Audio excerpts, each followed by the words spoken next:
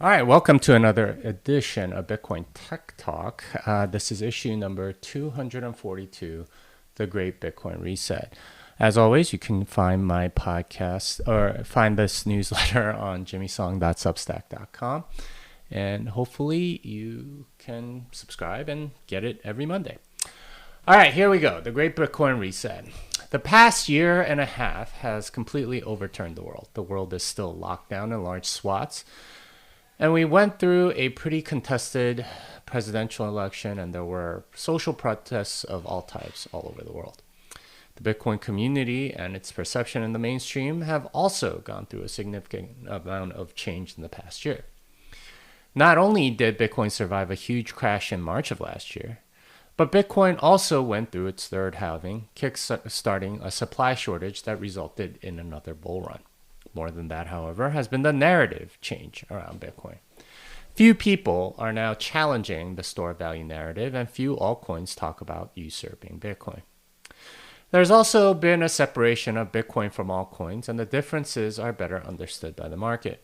Institutions have started getting in, and we're seeing a financialization of Bitcoin, or rather, the Bitcoinization of finance that we hadn't previously seen. Sure, there are still altcoin pumps and people printing their own money or non-fungible versions thereof, but the narrative is clearly Bitcoin, and it's very different than, say, 2017. This shift is reflected in the conference coming up this week, Bitcoin 2021. This conference will be breaking all sorts of Bitcoin conference records, and unlike, say, Consensus 2019, which is best remembered for having Tron creator Justin Sun's face everywhere, the focus is on Bitcoin and not on scams. The industry is maturing, and it's obvious that there's intellectual depth to Bitcoin, unlike the flash in the pan promises of everything altcoins.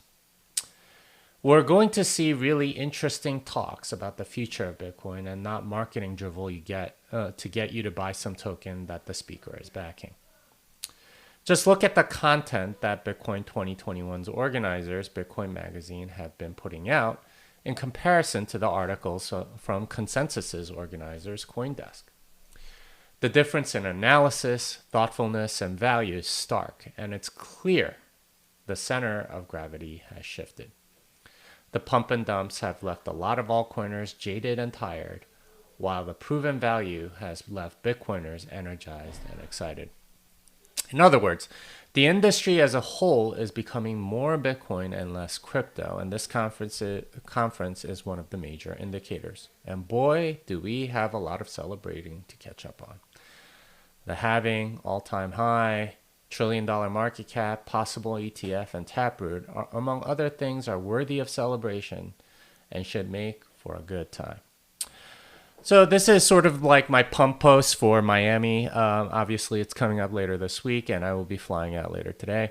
It's very exciting, and I think a lot of people will be, pumped to go do all of that. And we're seeing something of a pre-conference pump a little bit in the markets right now.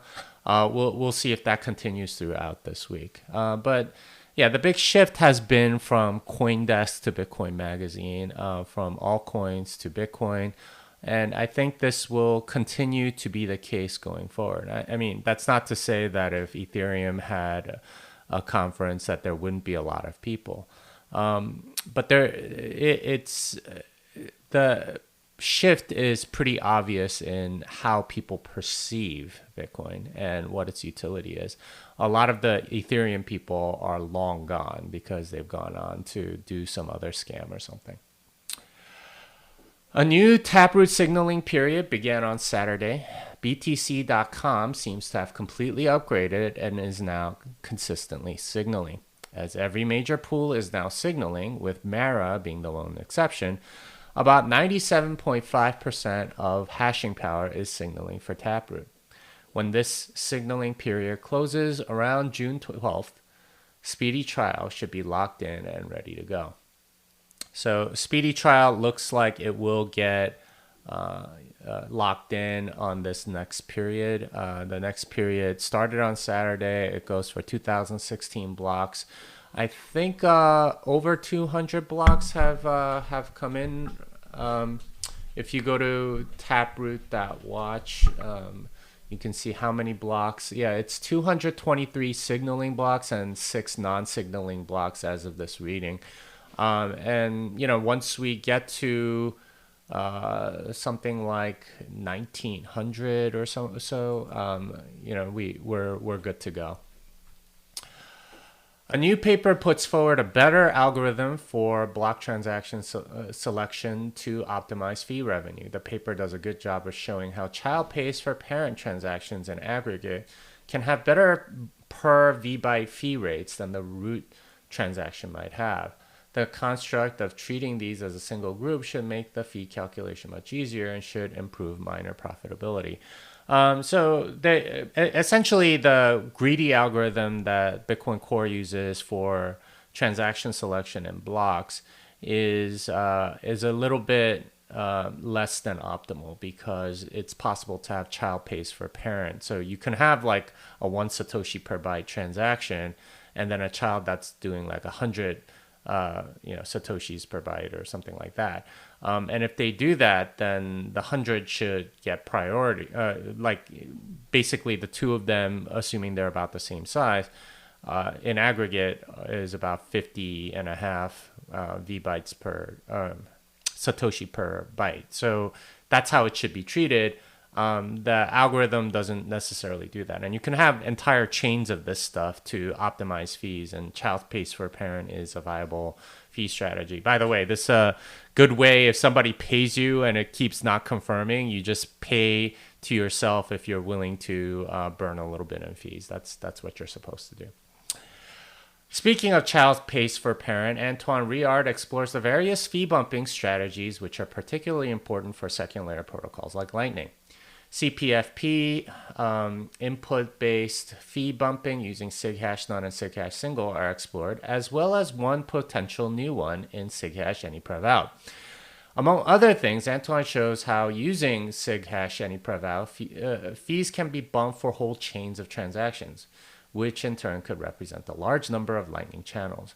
Something to think about, as anyprev out is on the docket as a possible next fork. So you can use something like child pays for parent to basically fee bump like a whole mess of Lightning channels at the same time, which has some really interesting potential, because you don't have to like try to manage so many at once, and this could be a very good thing for Lightning. Lightning Labs introduces Sidecar Channels, a way to onboard new users onto the Lightning Network very quickly. Their Lightning Pool is a liquidity provider market with lots of inbound channels, and someone can buy inbound channels for nodes that haven't yet been spun up. Essentially, inbound liquidity can now be purchased without the need to have Bitcoin. This is great for more seamless user experience, which entrepreneurs can take advantage of. So right now, not only do you have to set up the Lightning node, you have to put some Bitcoin into it and then go get some inbound liquidity. Now you can get paid in Lightning. So that's kind of a cumbersome 3-step process. What Lightning Pool's Sidecar Channels does is it makes the inbound liquidity easier to get, and without necessarily having to pay Bitcoin for it. You can pay for it in dollars or whatever. And you can have like a seamless user experience. I'd love to see something like this be taken advantage of, and somebody make a Lightning wallet based on that. Some like point of sale terminal that's easy to get, a well-connected inbound liquidity without having to set up everything, and you can just sort of get it done really quickly right away. Michael Levin argues that Lightning will be the technology that crosses Bitcoin into the mainstream. The article's model of tech adoption is based on a famous book, Crossing the Chasm. Levin argues that chasm crossing will happen as Bitcoin becomes more of a payment mechanism. I'm not sure I entirely agree, but I do think there's something there about money's general adoption curve: store value, method of payment, then unit of account. And if you haven't read Crossing the Chasm, it was kind of an interesting book in the early 2000s. I read it many years ago. But the idea is that you have early adopters, and then it needs to cross into the mainstream, and you get mainstream adoption. Michael Levin's argument is that you need method of payment in order to cross into it. I'm not so sure anymore. I think store of value is enough to cross into the mainstream because people desperately need a store of value. But that said, it's an interesting argument and worth reading. Economics, engineering, etc. BitUda has an analysis of what's going on with Bitcoin mining in China. Many miners are anticipating a ban, so are looking for new places to deploy their equipment. As BitUda points out, this is not likely going to be easy as there aren't that many places that can take the amount of equipment and put them to use. They predict that mining equipment prices will go down as a result of the selling pressure. The mining economic dynamics are fluid and very interesting and worth keeping an eye on. So, essentially, a lot of miners are anticipating some sort of China ban based on like the energy arguments or whatever. So they're looking to other places to deploy their equipment. Of course, in order to deploy, you need a large energy supply, and there aren't honestly that many places in the world that are equipped to just take a lot of equipment. A lot of places that have that energy already have the equipment. So you basically need a deployment site, somewhere where there is a lot of energy being produced at cheap enough rates that they can just go and deploy it. And as the article points out, there aren't that many. Though, I suspect that it's not that hard to build.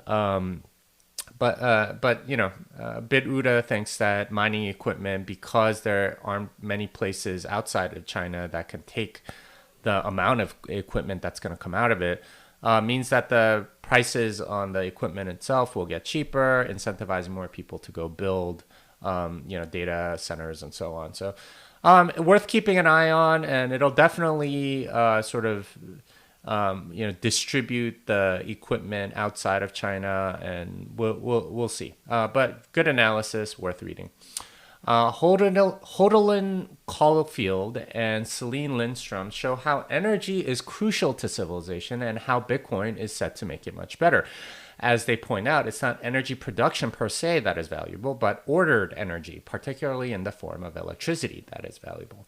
As electricity is not that portable and requires a significant amount of capital expenditure to make available, they predict that miners will eventually just be electricity providers and theorize about the prices at which they'll secure the network. So they make that great point, like you can produce electricity a lot of different ways, but I produce energy a lot of different ways, but really you need to turn it into energy in order for it to be that pretty useful.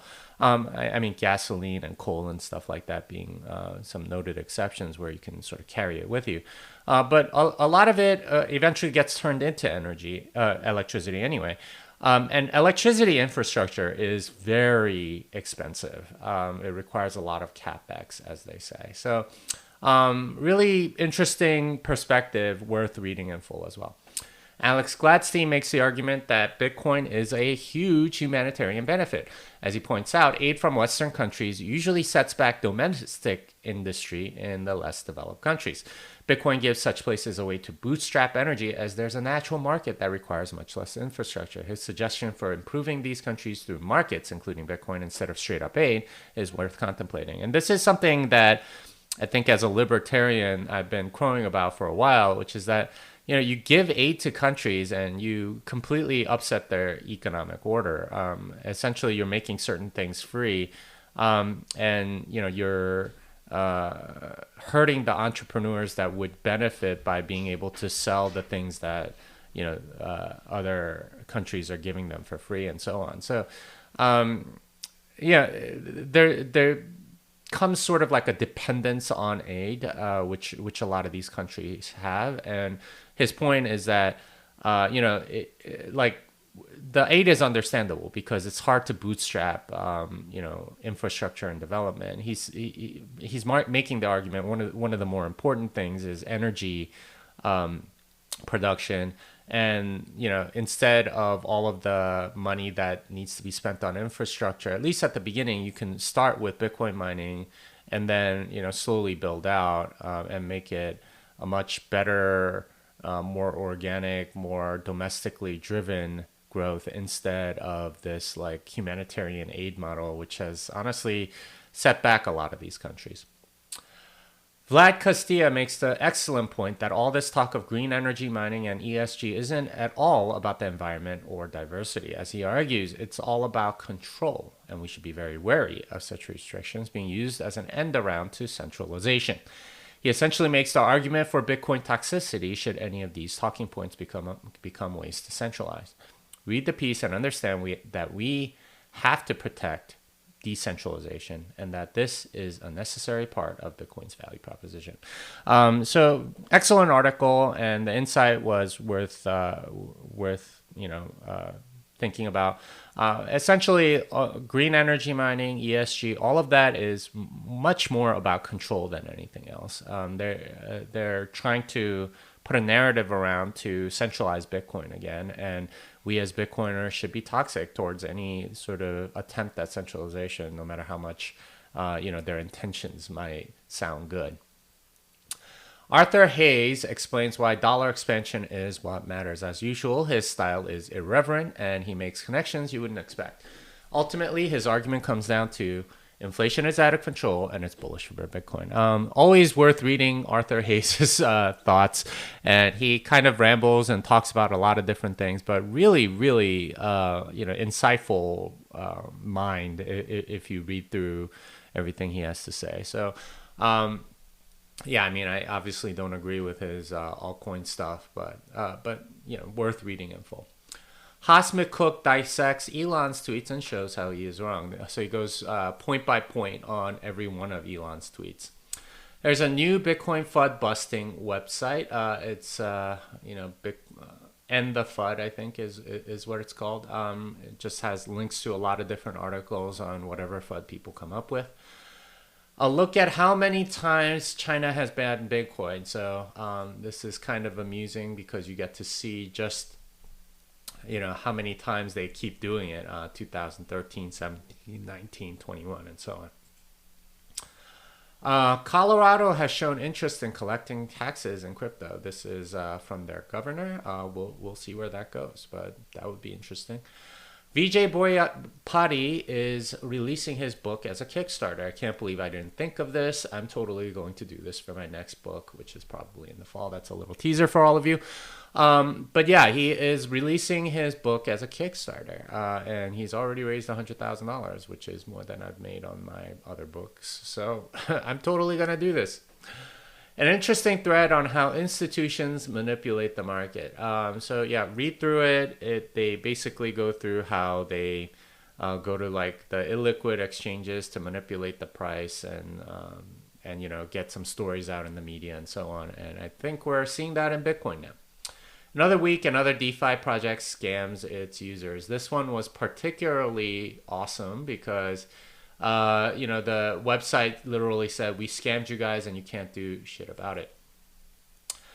I am in Miami this week. I'm literally flying out in a few hours. I am hosting a Christian Bitcoin prayer breakfast on Friday, June 4th at 8 a.m. near the conference venue.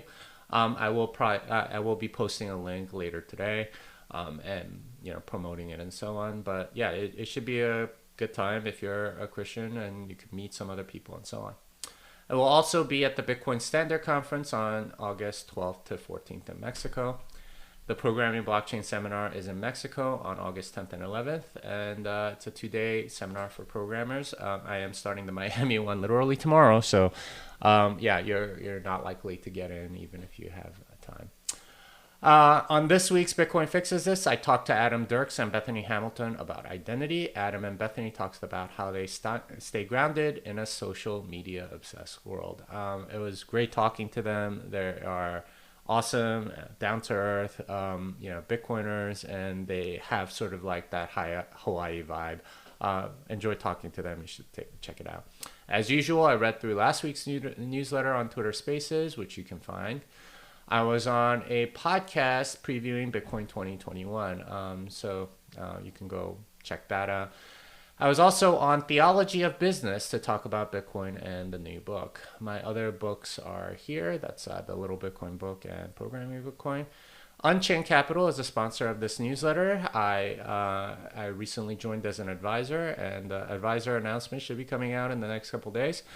I know the team and I'm excited about what they're building. If you need multi-sig, collaborative custody, or Bitcoin native financial services, learn more at unchained.com. All right, Fiat Delenda Est. This song is done.